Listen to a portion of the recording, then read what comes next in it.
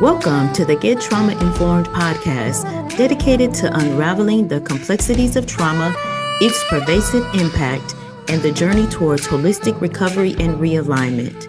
If your radiance has ever felt muted, like I and thousands of others, you're in the right place to reignite your inner light. I'm your host, Wellness Coach Liz Blanding, and this is the Get Trauma Informed podcast.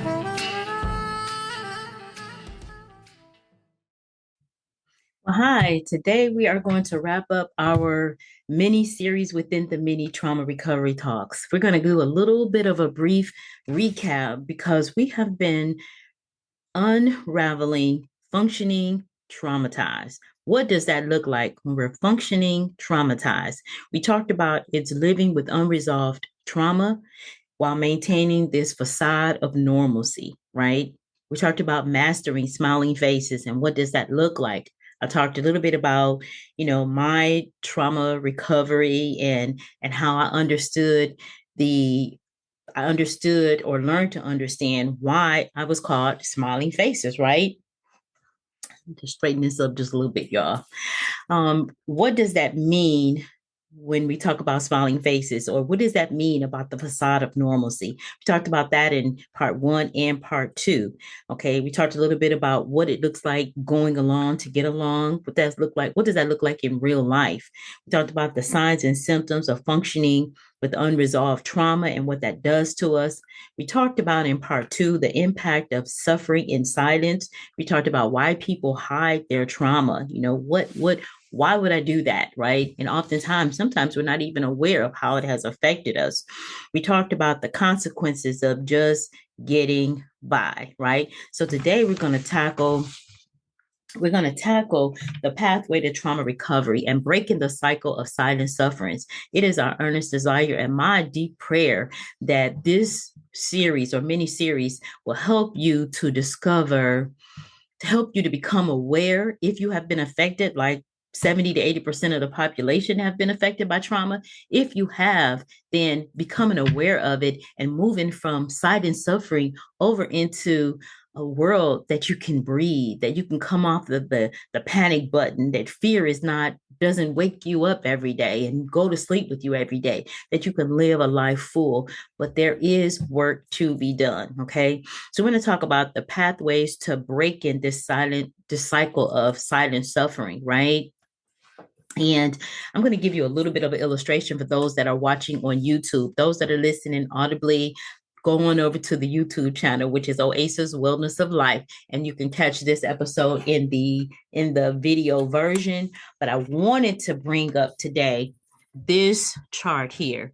So if you're listening audibly, grab a piece of paper, a blank piece of paper. I want you to write a circle in the middle of your paper, right? Now we're going to talk about what does this cycle of addiction, what does the cycle of silent suffering look like? Because when we talk about the cycle of addiction, we also, and I don't want to cover me totally, but when we talk about the cycle of addiction, right, it does not just mean addiction to a type of a drug or a type of like alcohol. It can be any type of what I want to say here. When I talk about trauma, it was so difficult for me to understand how can trauma be related in the instance of abuse or addiction. But trauma recovery, the emotion, is chemical. There is a biochemical reaction going on in your body when we talk about the fight, flight, freeze, or fawn responses.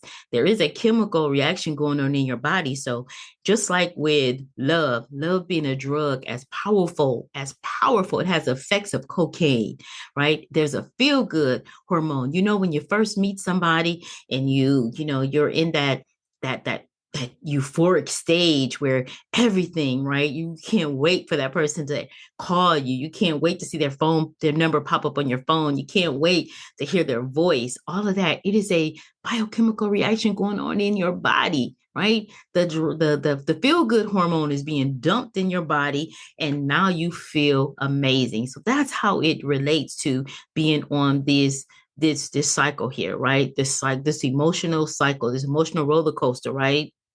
Also, whenever you're talking about the cycle of addiction, so we drew, excuse me, a circle in the middle of our paper. We're going to look at one side of it being phenomenal cravings. That means you're craving it, whether it's love, whether it's a drug, whether it's alcohol, whether it's shopping, whatever that is, whatever that thing is that does it for you. That's the phenomenal craving, right? It's just you just need a desire for it. There's a mental obsession where it sticks with you all the time. It's always sitting on your shoulder, right? And go around to the remorse, emotional remorse, because we're sorrowful that we just charged our credit card all the way up, but it made us feel good in the moment.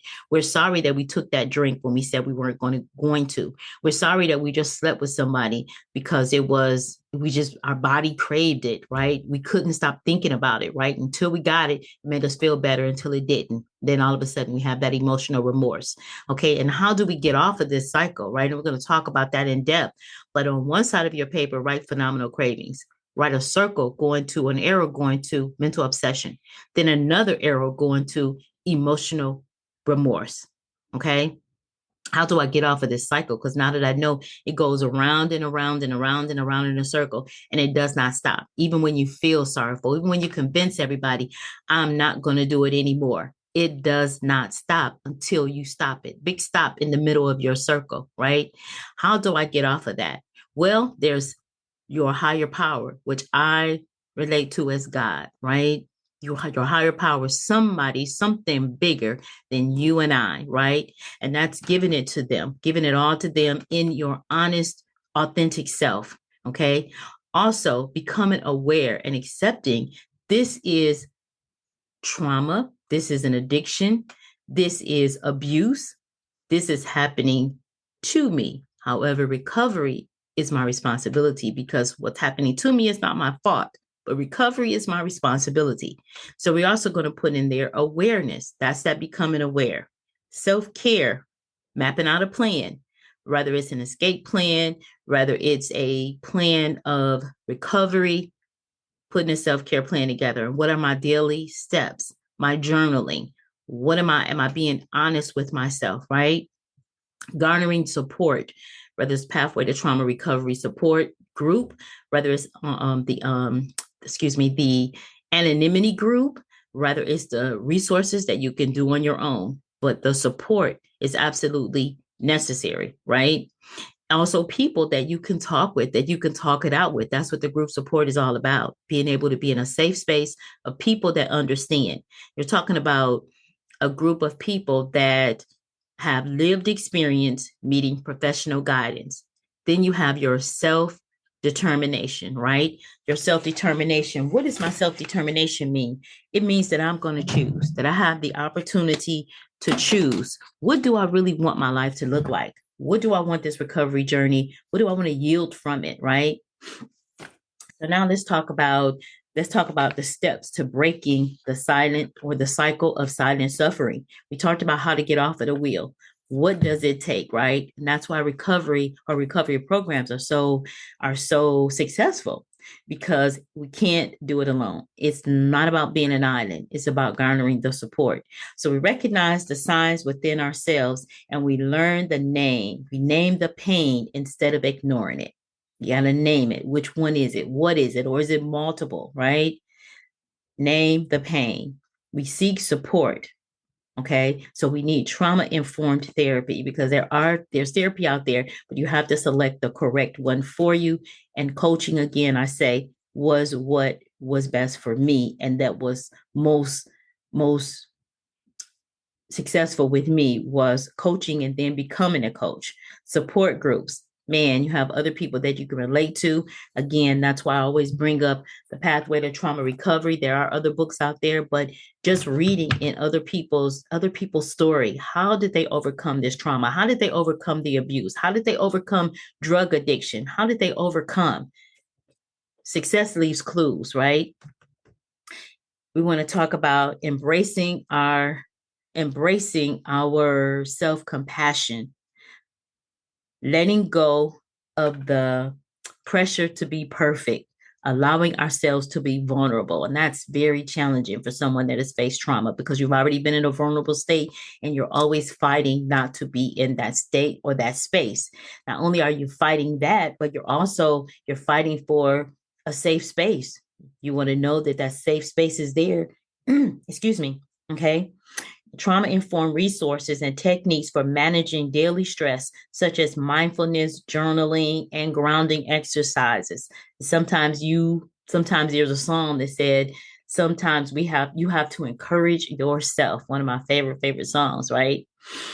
So we're going to have empowerment, or we're going to learn empowerment through acknowledgement and connection, sharing the journey. There's an opportunity to become a part of our next anthology of authors, right? If you have not been an author or you have not written anything, but you want to get it up and get it out, and you want your story to help other people, because oftentimes this is what I've learned. When I take myself out of the picture and I start helping other people, I get helped, right? That's an amazing concept. Help somebody else where you need to be helped, right?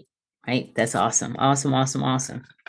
So, stories of individuals, again, through the Pathway to Trauma Recovery book, and then creating that community around you that will help you feel empowered to come forward without judgment. And that is huge too, because we want to come out of that. We want to come out of our trauma, out of our addictions, want to come out on the other side victorious without judgment. And if you want to understand a little bit more about that, go back to some of the earlier information in parts 1 and parts 2. This episode is very, very dear to me because it has been my personal journey. Part 1, part 2, and part 3. How did I get into recovery, and what steps do we use in order to stay in recovery and to prevent relapse?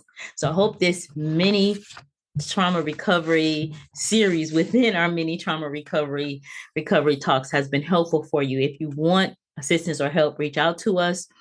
And also, I also wanted to thank one of our amazing sponsors, WJBJ, the Soul Emporium Radio. We so appreciate you for all that you do in the trauma recovery space and all that you do, period. Amazing music. Thank you so very much. And until next time, we'll see you. Bye for now. It's time to buckle up. No more suffering in silence. Our Power Pack journey to recovery and realignment starts now. Remember, you were collateral damage on someone else's warpath. Trauma is not your fault. Recovery, however, is your responsibility. I'm your host, Wellness Coach Liz Blanding, and this is the Get Trauma Informed podcast.